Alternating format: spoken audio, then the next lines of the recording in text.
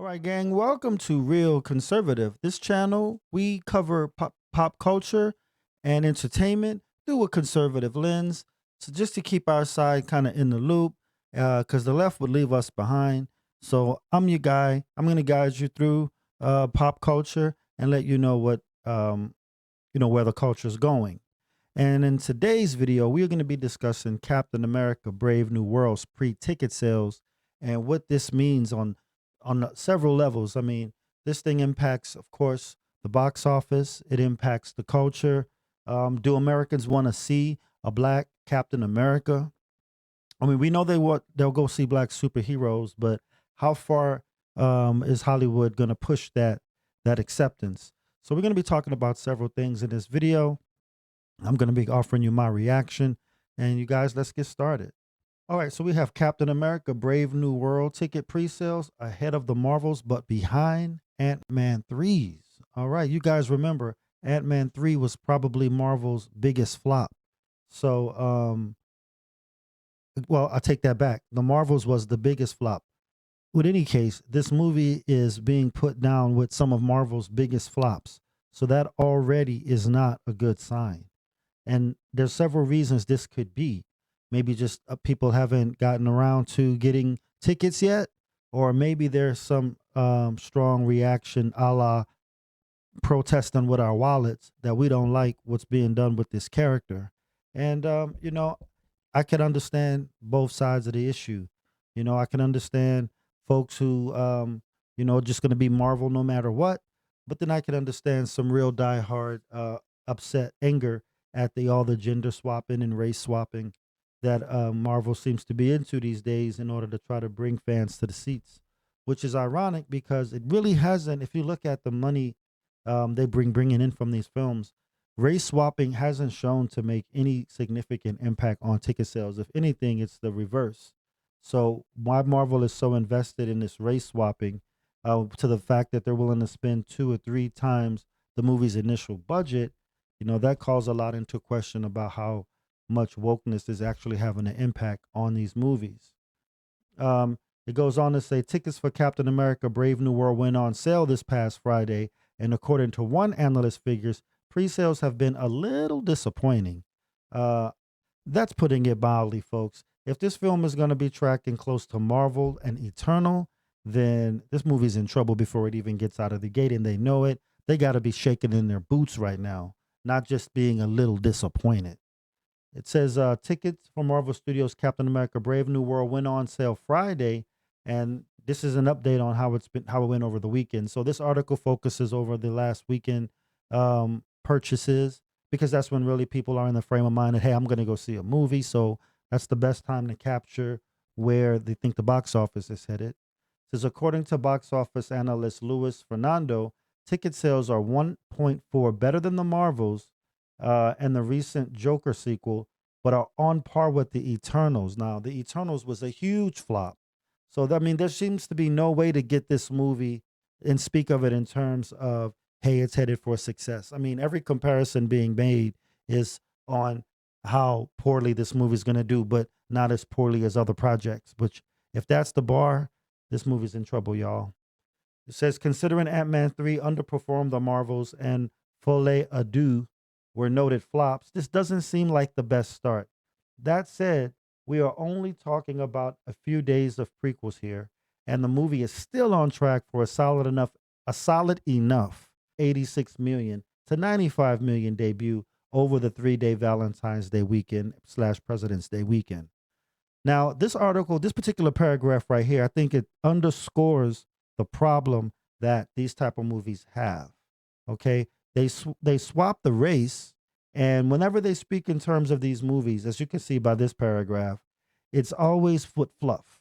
It's always padded with words like solid enough or it's going to get a 3-day weekend. I mean, let's just call a spade a spade. All right. If it's truly about equality, then this movie should be judged like every other movie. And we're just looking at the numbers, and we can see that falling in line with the bottom 3 Disney movies and the Joker, and an 86 to 95 million dollar weekend on a film that has upwards of a 400 million dollar budget, um, and needs $1 billion um, to achieve its profit margin. I mean, this is horrible. This would mean that this movie would have to track $100 million for the first 10 days of its release. And we all know the first 10 days or so is when a movie's going to do its best numbers. So this movie would have to hold a strong $100 million a day in order to break even, folks. Scary stuff. All right. It says anticipation for Sam Wilson's Anthony Mackie big screen debut as the Sentinel of Liberty does seem to have been somewhat muted, which can probably be attributed to a number of factors, including mixed to negative screening reports, test screening, and underwhelming plot leak details. So, people are kind of tired of the same tropes. They're seeing in the movie, they're not impressed with the visuals. There's all sorts of things, weighing this movie down, folks. Race being one of them. But there's several factors here keeping this movie from ever reaching anything we call profitability. It says, plus, we can't ignore the fact that whatever reason, a lot of fans simply haven't embraced Wilson taking up the mantle of Captain America. And there it is. That's the 800-pound gorilla in the room, folks. No one wanted to see this. No one asked for this. This isn't something the crowd demanded. This is something Disney is pushing off on you and telling you you're going to like it, or you're a racist, you're a misogynist, you're not worthy of being a Marvel fan if you don't support this switch up. But I think that's where it hits people the most personally, is that they don't like to see their characters just turned into whatever the actual, whatever the current fashion theme of the day is. One thing about these characters, I mean, a lot of them are 50, 60 plus years old, and they're fixated in people's minds as to what these characters are. And to change that, most fans take it personal, and Disney still seems to have yet to learn that lesson. You would think money would be the great teacher, but Disney seems to have had so much success over the years that they're willing to squander a few years just to prove a point. Now, we are starting to see a lot of this DEI stuff fade. Trump's inauguration yesterday, went a long way to removing that stuff out of the government, which their hope is it'll translate into the public. But my guess is why wouldn't it when it's the public who put them there to begin with? So I definitely see the decline of DEI, which I think is a good thing. And with that, maybe Disney will feel less pressure to have to do this, because I know they're under pressure from the people they get their money from to do this stuff.